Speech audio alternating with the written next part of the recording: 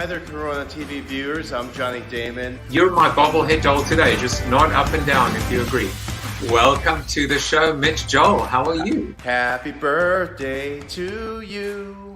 And just look at those washboard abs. I know, right? Oh yeah, this is the fittest I've ever been in my life, you know. Happy birthday from Johnny Damon. First of all, let's just do the elbow bump. Hello, everybody. Welcome to Corona TV. It is Monday, May 18th. Monday, May 18th. And you might be wondering why there are balloons in the background. All will be revealed. This has got to be a surprise, right? I mean, do you want everything spoon-fed? There's got to be something that you don't know. There's got to be some uncertainty, something that surprises and delights. In marketing, that's what they talk about, right? Surprise and delight. And I have the master of surprise as opposed to the master of disguise. Tania Luna is going to be with me today talking about surprise, and how I even came to Tania was surprising in of itself. I must say today, and this episode surprised me, or crept up on me by surprise. I was just running around, and suddenly it was 12, and then 12:30, and then 1, and then 1:30, and the next thing I knew, it was time for the show. And we're going to have a great show for you today for many, many reasons. Maybe one of the reasons is that it is a couple of special days. Well, look. Okay, it's Visit Your Relatives Day. That is not something we can necessarily do today. Unfortunately, although I don't know if any of you have seen, but someone concocted this, contraption where a grandmother came over to visit her grandchildren, and she put her hands through this. It was kind of a wall of plastic, and she kind of put her hands through two holes that were designed for her hands, so she could actually hug her grandchildren. I'll try and find the clip and show it to you. It was truly, truly remarkable. The ingenuity, what we will go through to just hug someone. It's so important. Well, it's Visit Your Relatives Day, and whilst we can't do that, here's something we can do. It's National No Dirty Dishes Day. So if you're waiting around trying to figure out how to or when you might be able to hug your relatives, go and make sure that there are no dirty dishes. Go downstairs and do the dishes. You'll make somebody happy. Here's a third national day that it is a very important one, which is HIV Vaccine Awareness Day. And it's interesting. It's important when we think about, we almost forget about HIV. We forget about AIDS. We forget about what that pandemic, is that even the right word to use? But at one point, there was no cure. At one point, we weren't really sure what would happen and if there was a light at the end of the tunnel. But of course there was, and now people are living long, full lives with HIV, but it only happens through awareness and education and the ability to continue funding research for vaccines, just like we're doing now with the coronavirus, with COVID-19. So this week, wow, it's just going to be spectacular.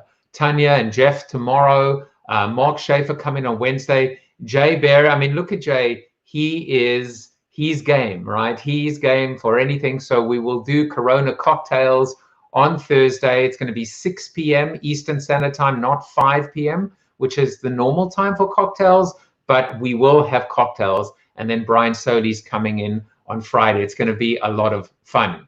So as I was mentioning earlier, my guest today is Tania Luna. She is the co-CEO of LifeLabs Learning and the co-author of the book, Surprise, Embrace the Unpredictable and Engineer the Unexpected. And truly, we are living through unprecedented, unexpected, turbulent times. I wonder what role surprise plays in our lives now more than ever, right? That phrase, now more than ever. And maybe do we ever get to the point where we're not surprised by something anymore? So I'm sure Tania will reveal.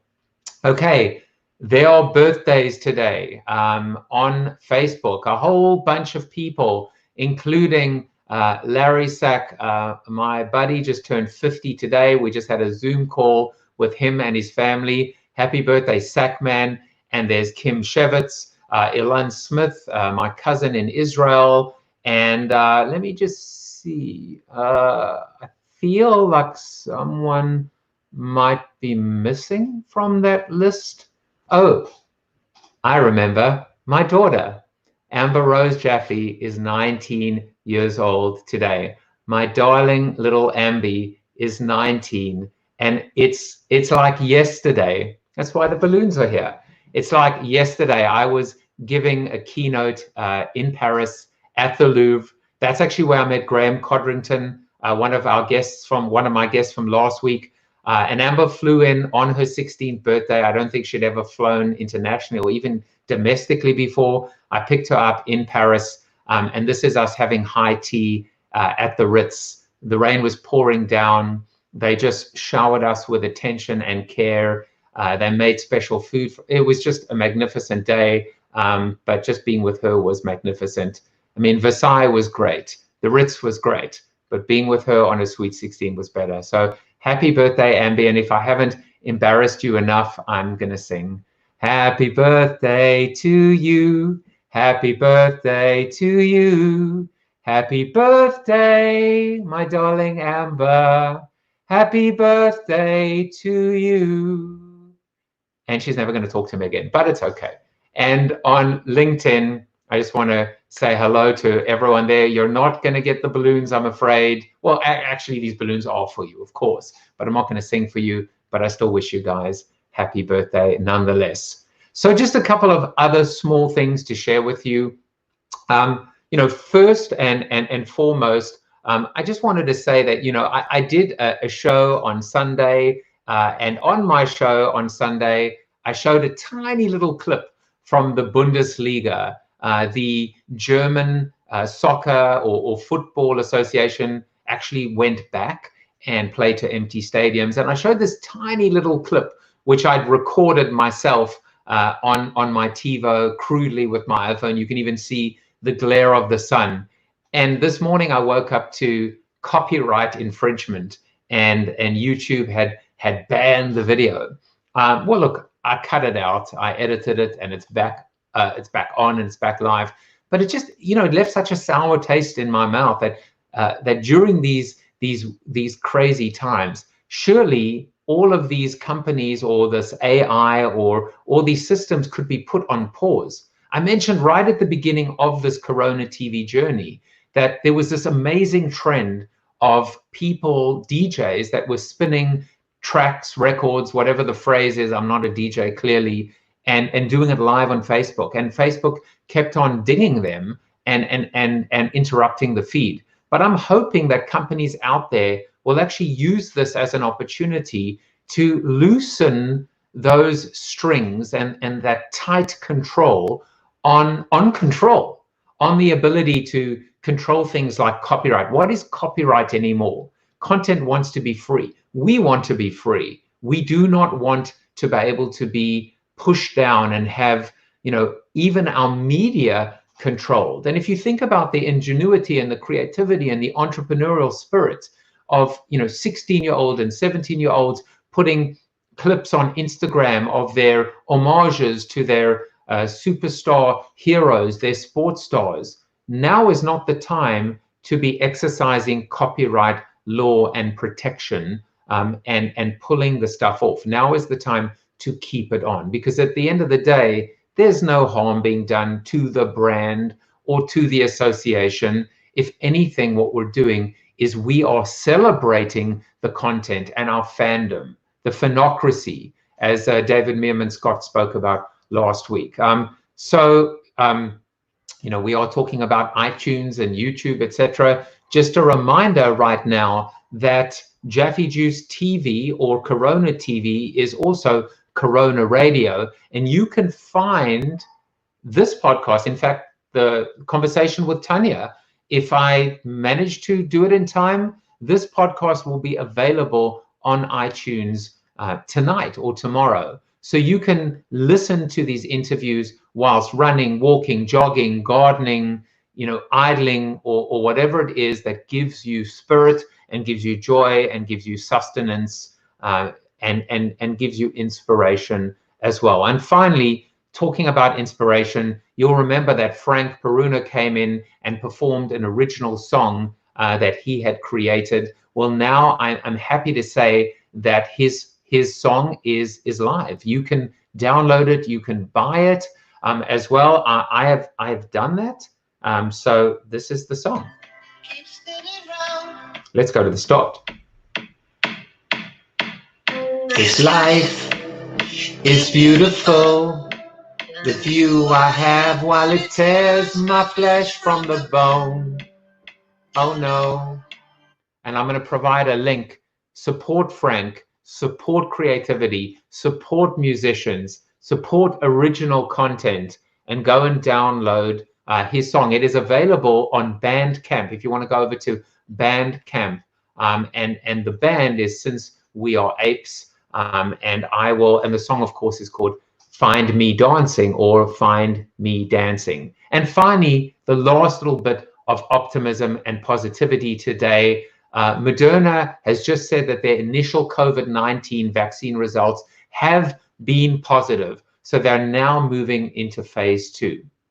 What they found through phase 1 is that there was indeed the production and the development of antibodies, which is one of the most important components in terms of being able to kill this invisible enemy, this virus. So some really, really good news. So that is the preamble. That's all you need from me to be able to talk about some stuff that's on my mind, a recap of the show, embarrassing my daughter, the Bundesliga, et cetera, et cetera. Let's just see who is watching right now. Joey DeMont is there, one of my guests from last week. Joey, your interview is live, not live, your interview is on iTunes or Apple Music, so you can go ahead and listen to yourself if you really love the sound of your voice. I hate the sound of my voice. Most people hate actually watching themselves or listening to themselves. And Seth is there as well. He said that's a stacked week.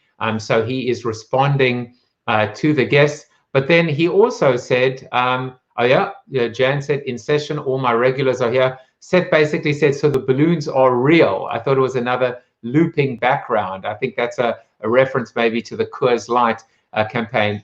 Yeah, the balloons are real. But isn't it funny how we're living in this weird zone right now of green screens and virtual backgrounds, and we're not quite sure what is real and what isn't. And Bob said balloons rule. Well, I'll tell you who else rules. Tania Luna rules. Tania, welcome to the show. Can you introduce me like that for everything I do? I will be your agent from now on. I will. You can take me with you on green screen and MP3. That's great. I will take you everywhere I go, which is currently nowhere. Exactly. So, well, I'm with you right now. I'm with you in nowhere. Yes, that's true. And happy birthday, Amber. She says thank you. Wait, there's a text saying, "Don't ever talk to me again. I hate you." Okay, no, she didn't say that. Tania, we come to each other today, the most serendipitous route. So I was teaching my course at West Virginia University, and one of my students referenced because one of the topics in our discussions was, is creativity dead, or is branding dead? How, and it was a topic where somehow one of my students had brought in the art of surprise, and she showed a video. The video was about someone else who referenced you, and then I went down the rabbit hole, and I saw one of your TED Talks. And I was like, this is absolutely awesome. I have to get her on the show. And here you are. Here I am. Thank you. And it's also delightful to think that I might be someone at the end of the rabbit hole. Usually I'm the one digging the rabbit hole. So delighted to be here and delighted that you found me. I didn't say we're at the bottom of the hole. Now the two of us are burrowing down. I'm delighted to be on this journey with you. All right, so before we get into the surprise itself, tell us a little bit about yourself, about the company LifeLabs Learning, and then we'll kind of use that as a springboard to talk about the book that you've co-authored, and why this is so important now more than ever. Yeah, sounds great. So LifeLabs Learning, on the surface, you wouldn't think is a surprise company, but what we do is train managers, executives, teams at companies where there's constant change and uncertainty. So it's not that we go in and we go, how do we create more surprise, or how do we help you handle surprise? It's more like we study the companies and the leaders who are thriving in the midst of constant surprise. What specifically are they doing differently? And how do we teach people those skills as quickly as possible? So that's what we do at LifeLabs Learning. And then my co-CEO at LifeLabs is also my co-author for the book Surprise. And in that book, we kind of, we combined our different backgrounds and paths in the research of surprise psychology. And we put together tools for how do you create surprise, and then how do you handle surprise and uncertainty. Now, I mean, I was looking at your client list, which was beyond impressive. And the one name that I remember, I mean, I just remember thinking, wow, these are all very cool companies. One of them is Lyft. And, you know, a lot of these companies have gone through, as every company is going through now, tough, turbulent times. How do they take what you've taught them? Because we've seen some of the steps that Uber today just laid off a huge chunk of their staff, Airbnb as well. How do they cope with this bad surprise and the reality that even though they themselves were the disruptors causing the uncertainty, now it's happening to them as well? Yeah, absolutely. I mean, I think, at least in terms of what I can share, is one, they heavily invest in having really strong leaders and communicators and teams. So one of the things that we often don't think about when we think about handling surprise is, how do we build a foundation of surprise resilience? How do you build a foundation where you can adapt and shift and pivot? And you have to build that before the chaos starts.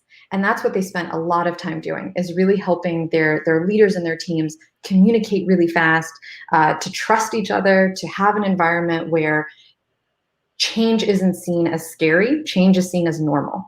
And that was going on long before the world fell apart, right? So that's part of it. I think the other part of it from a brand perspective is Lyft has always had this angle of kind of playfulness and experimentation. So right now, I don't know if you saw, they have this Lyft Up campaign. And that isn't so much new as an extension of the ethos that's already permeated the company of, let's play, let's experiment, let's try different things. Let's not get too stuck in the box of who we are, what we're supposed to be. And I think that that foundation of believing in the importance of having that like infrastructure that allows for trust and speed and change and resilience, combined with this like playful attitude of experimentation, is really setting them up for success. You know, it's so interesting, as Jan just said, surprise is such a more surprising word, a motivating word than uncertainty. Yeah. It just seems more naturally positive. But what I wanted to ask you is, and it almost intuitively we get it, but I wanted to get a little bit deeper down that rabbit hole when we talk about the science and the exactly. I'll come and meet you there. This idea, why is surprise important at all?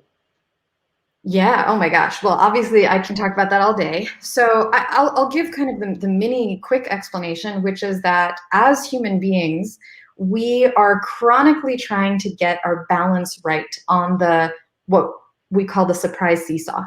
On the one hand, if we have too much uncertainty, too much constant sense of risk, that leads to things like anxiety and overwhelm and all sorts of kind of wear and tear on our coping mechanisms. On the other hand, when you look at people or even animals that are surprise deprived, you see consequences that are just as terrible. One of my favorite studies looks at essentially surprise deprivation in humans by putting adults, healthy adults, into a room by themselves for 20 minutes with a little device they can use to send themselves a painful electric shock. And then they're asked, do you want to just sit here? Or if you'd like to, you can play with this and shock yourself.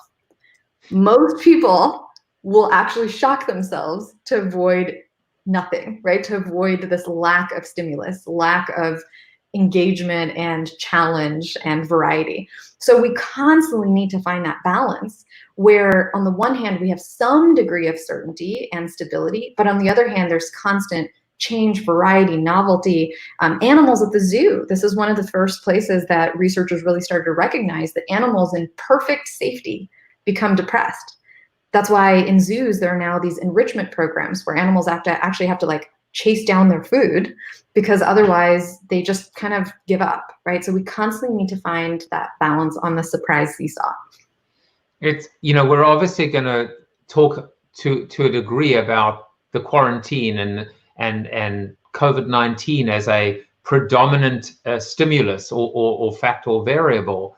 How do we surprise ourselves or maintain that element of surprise when we are in this monotonous, constant state of I don't want to say boredom. I mean, there is a boredom associated with it, but I don't know that we're necessarily bored when we're constantly being bombarded with all of this uncertainty.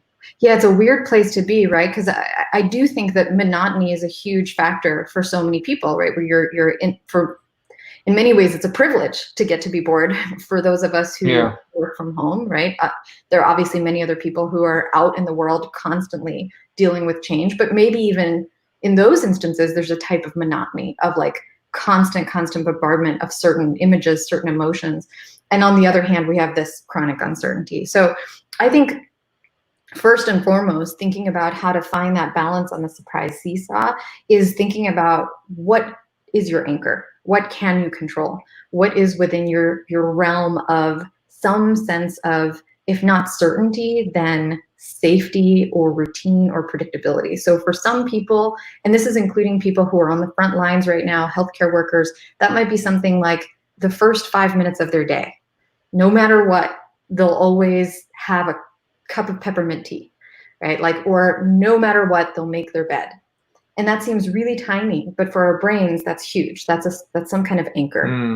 And then on the other hand, and we can talk so much more about what are some ways you can create more certainty and more routine for yourself. But on the other hand, on the other side of that surprise seesaw, you have to not wait for a surprise to happen, but design it into your day. In many ways, the natural surprises that we used to experience of bumping into a coworker, you know, even the word bumping into a coworker sounds horrifying right now, but like, you know, going new places, right? Yeah. Learning new things, seeing new things. For many of us, that our universes have shrunk. And so we now have to create a deliberate practice of intentional surprise instead of waiting for the world to surprise you. In many respects, it makes me think of the phrase expect the unexpected, which is if you can anticipate it, then you can almost teach or train or mitigate what those extreme emotions might be. And by the way, for those of you that are watching live, your treat is that Tania is actually going to go into this in a little bit more detail to provide some more of these tips in terms of helping us cope better in these and adapt to these tough, uncertain and turbulent times. So if you come over to bit.ly/CoronaTV after show, right after this conversation, Tania will share some of those thoughts. Tania, just to follow up on that thought, when we are in this state of constant perpetual surprise and perpetual uncertainty, I think it goes back to that anchor idea, which is find a way to almost detach and build in the monotony or the boredom. Most of us live the other way, right? We're trying to find excitement in our lives. But I think what you're saying is in this particular case, we have to kind of allow our brain to just chill out for a bit. I would say it really depends. It's like you need to figure out, you need to diagnose yourself first. You need to go, like, even draw it. Where am I on the surprise seesaw, right? What do I have that's keeping me anchored, feeling safe, feeling certain? Is there too little on that side? In which case I need routine. I need to reconnect with people that make me feel warm and fuzzy and close. I need to hang out with my dog more, maybe, or with my daughter if it's her birthday. You know, I need to do things that make me feel like things are predictable. On the other hand, if you kind of diagnose yourself and you go, things are predictable, I'm anxious, but I'm bored, I'm not delighted, right? I don't know when I've laughed. I don't know the last time that I like got really excited about something, that means you need a very different kind of medicine. All of us are going to be in very different places right now. I read a quote recently that said something like, we're not all in the same boat right now. We're all in the same storm, but we're in very different boats. Some of us are in a place where we need a lot more certainty. Some of us are in a place where we need a lot more surprise. And some of us need a little bit from column A, a little bit from column B. And we need to just be deliberate about giving ourselves those nutrients, almost like thinking about it as having a nutrient deficiency, right? It's not going to be like, well, which vitamin are you missing? It's, if I'm missing both, let me be deliberate about infusion of each of those vitamins. But the solutions are going to be quite different.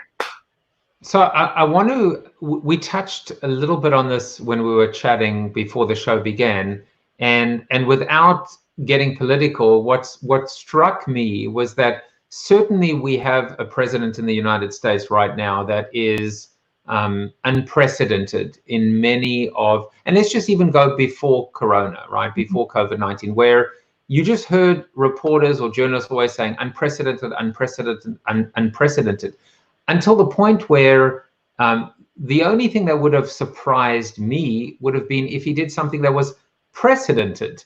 And so it just seems like it's interesting because, you know, marketers are always trying to break through the clutter. They're always trying to surprise and delight. And I guess, you know, the president is love him or hate him, he's a hell of a marketer.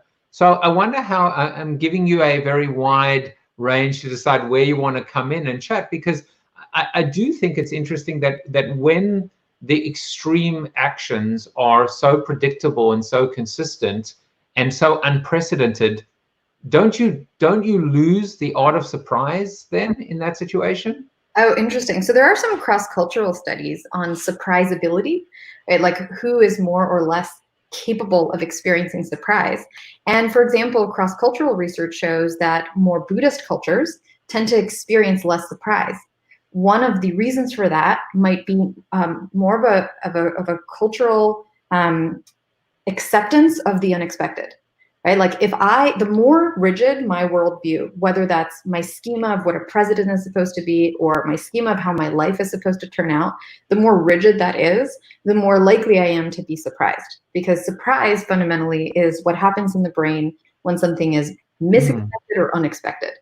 To your point before, when you said expect the unexpected, for those of us who are able, whether through Buddhism or improv or, you know, just really doing the work to sort of expect, or rather release expectation of what's going to happen in our lives, you actually will experience less of those jolts of surprise simply because your brain doesn't have that rigid schema of how things are going to turn out.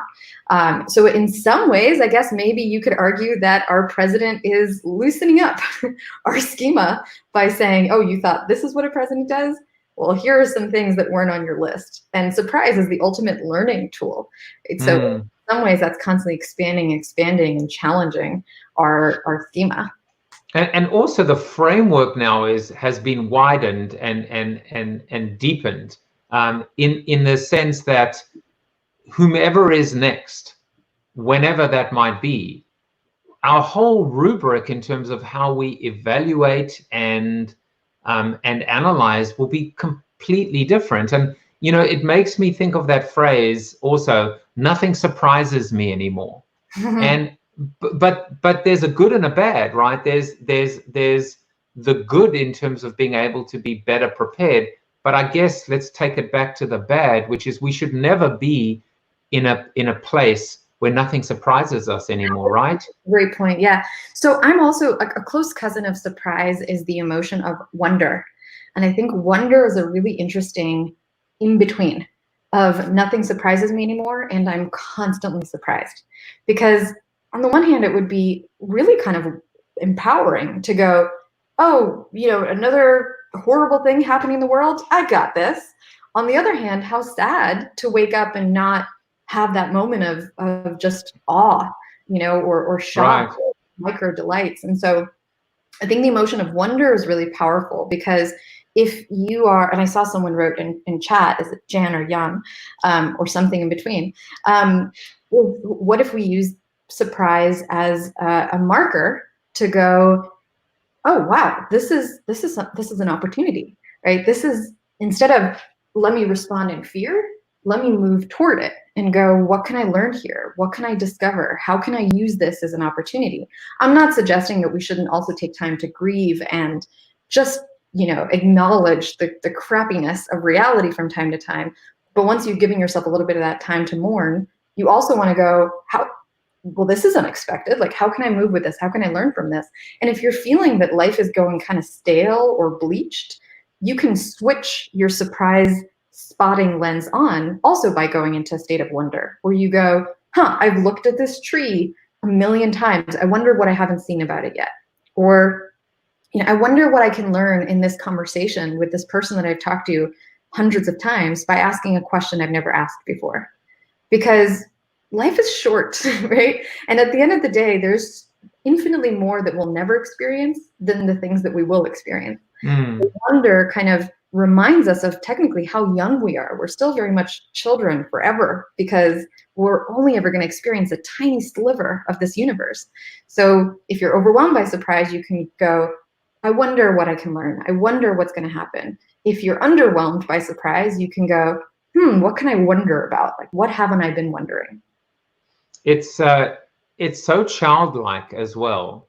The ability to, the spontaneity, the innocence, the ability to not be jaded and skeptical.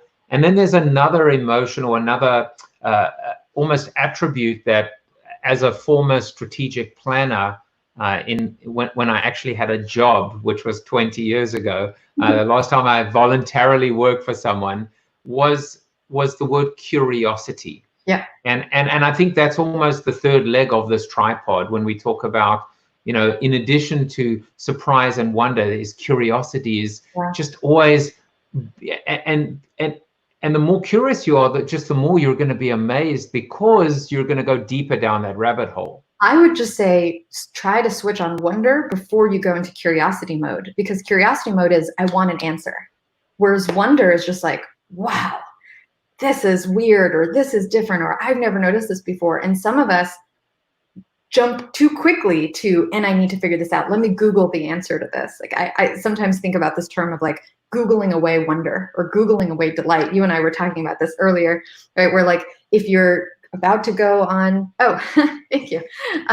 If you're about to go on vacation, when vacations exist again for people, instead of looking up every single picture of where you're going to go, instead, what if you didn't look at all? What if you didn't prepare for it at all? In many ways, by following our curiosity too intensely, we take away the opportunity for wonder and delight and surprise and exploration. So I completely agree with you with curiosity. I would just say, it's like, notice your surprise, expand that state of wonder, and then switch on curiosity when it's at a point where you actually want to dig and find answers. Well, we're going to get back to that, because I think that example you gave, I remembered it from your TED Talk, and I just told everyone in my family. I wanted to put this in because, when talking about how to add more surprise into your life, we debated this a little bit before, which is, do we talk about how to add even more surprise and uncertainty? Don't people want less of it right now? And I think we both came to the agreement, which is, we need to be planning for a time when this is part of our lives again. And it's something to hope for and aspire towards, like that idea of going to a hotel. So I know that you have 3 points that you talk about, and I'll kind of scroll through them, and I wonder if you could just talk to them very briefly. So the first is interrupt your patterns. Yes, and I will start by saying you were totally right. When you suggested I talk about how do you create more surprise, and I was like, people don't want more surprise, they want less surprise. But you're right. We're still alive. For those of us who are here, we've got to relish that. We've got to, not be in this constant state of waiting to live our lives. So yes, absolutely. So some of my favorite tips: number one, interrupt your patterns. This is one of the most powerful ways you can kind of trigger that childlike wonder that I think is incredibly adaptive these days. As I said, I think we all kind of have to stay in this childlike state of asking more questions and spending more time looking and noticing the things that we didn't know. And one of the ways you can do that is just notice, what am I doing constantly? And what is at least one small way I could change the pattern? Before I was talking about that surprise seesaw. And if you want more certainty, you want to create patterns. On the flip side, if you want more surprise, figure out what you can break. It could start as small as brush your teeth with a hand that you don't usually use. It could be, have dessert for breakfast. It could be usually at the end of the day, you spend time alone and instead go to a virtual event or instead take a class. Whatever, essentially you have to engineer your life to be able to surprise you. No changes in your patterns, no ability for the world to surprise you. And actually research on luck and lucky people shows that people who experience more positive luck are also ones that invite more randomness and pattern interrupts into their lives. Yeah, I mean, that's serendipity. So the next one, and you touch on this briefly, is stretch the wonder. Yeah. So again, this is really consistent in the research. People who say that they wonder more, even in a study that had people say, I wonder, I wonder, I wonder, I wonder out loud as they were watching a movie. These were individuals that experienced more intense emotions and more positive emotions. So one way you could do that is stop Googling away delight. So if you're about to go somewhere, about to do something, don't look it up. A small way you could do this now is don't check the weather. Let the weather surprise you. Or, if you can't remember the answer to something, don't look it up. Let your brain kind of wonder, even if it's something small where you're like, I don't know, my husband and I this morning got in an argument about wasps. Immediately, I wanted to Google wasps. But instead, what if you let yourself sit there and go, well, what do I know about wasps? What might it be? What ideas can I come up with? Just creating some of that space. Or death hornets, I think. But or murder hornets, yeah. We were just talking about regular wasps. Oh, murder hornets. Well, I mean, I was dealing with wasps this morning, so it's been a little bit uncertain for me. Yeah. But the example you gave, which I just loved, the hotel example, it was fantastic because I do it all the time. I go to the website of the hotel and I check if there's a pool and what the pool looks like and what the common area looks like and what the rooms look like. And I realize now that what I'm doing is I'm taking the surprise out of that visit because I think the corollary is being disappointed. But now that I looked at what the suite looked like, and guess what? I didn't get my upgrade, and now I'm bummed. Yeah, you only feel either nothing or disappointment. I'll just share a quick example from research that my coworker and co-author Leanne Renninger did on surprise, and she looked at what were people's most meaningful memories. And what were the memories that they relived with the most positive emotional intensity? And she found again and again and again, it was moments where things didn't go as planned, moments of surprise. One of the stories that she shares, or one of the women that she did that was involved in the study, talked about her wedding day going totally wrong. Her heel broke on her wedding day. And so she had to, just as she was about to go down the aisle, she had to kind of hobble down the aisle, which is not what you would ever want to happen as you're trying to plan this perfect day. And yet everyone started laughing and they got up and she got the standing ovation. And as she's talking about it, you can actually see her relive this memory with so much joy and intensity. Whereas people who had the perfect things happen, the perfect music, the perfect food, the perfect napkins, it's a positive experience, but because everything happens exactly as you planned, there's no joy or kind of authentic happiness that goes hand in hand with that. So often it's our least planned, the least perfect moments that become some of the best experiences and most memorable we have. It's so funny because, and it's so true because these are all, it's so funny. This interview is so wonderful for me because I'm taking all these cliches and sayings, which is, we'll look back on this and laugh. And I'm pretty sure none of us should be doing this talking about the coronavirus. It'll be good riddance to bad rubbish. But there is the ability to make lemonades from lemons. And I think what you're saying, which is so amazing, is that sometimes you need the lemons. Otherwise, you're never going to truly appreciate or look back and remember with that joy and with that wonder and with that memorability. Absolutely. And maybe afterwards in the Zoom room, I can share some examples of how companies have done this well. How have companies really Awesome. used their worst experiences to create some of the best experiences? All right, so let's just touch very briefly on the third one, create spaces where anything can happen. Yeah, I mean, this just goes back to how can you let the world surprise you more? So for example, in the workplace, one of the things that we see with companies that are most innovative and that are most resilient, these are also companies that are the most playful, and the companies that are flat organizationally versus keeping all power and authority going hierarchically. So this could be things like creating task forces where you say, hey, we don't know how to connect virtually right now. Who wants to be part of the task force that's going to come up with ideas? We're not going to have executive approval for it. Just go for it. Roll out ideas. So it could be something like that. It could be one fun example is a company we work with called IDEO. They have this in their San Francisco office, a wall of graffiti in the bathroom that everyone can write on. And it's no one's checking whether they're writing acceptable things. It's just this complete sort of freedom and chaos in this space. To all the way just having a culture where playfulness and silliness are encouraged versus seen as unprofessional. And we often see this kind of organizational value of playfulness and spontaneity go hand in hand with resilience, trust, and innovation. And again, it just seems that childlike type quality is so important. Yeah. Tania, yeah. I was going to say we could talk for hours, but we're going to continue talking in the Zoom room. So for those of you that want to hang out with Tania and myself, but mainly Tania, just come to bit.ly/CoronaTV after show. We're going to head over there in 30 to 60 seconds. But just before we do, Tania, how can people find out more about you and your book, etc.? Yeah, so my company is LifeLabsLearning.com. So if you're looking for training, or if you're just looking at these skills in an organizational context, LifeLabsLearning.com. The book we wrote is called Surprise. So you can say we wrote a book on surprise. And I have a weekly podcast called Talk Psych to Me. Talk Psych to Me? Yep, like psychology. Talk Psych to Me.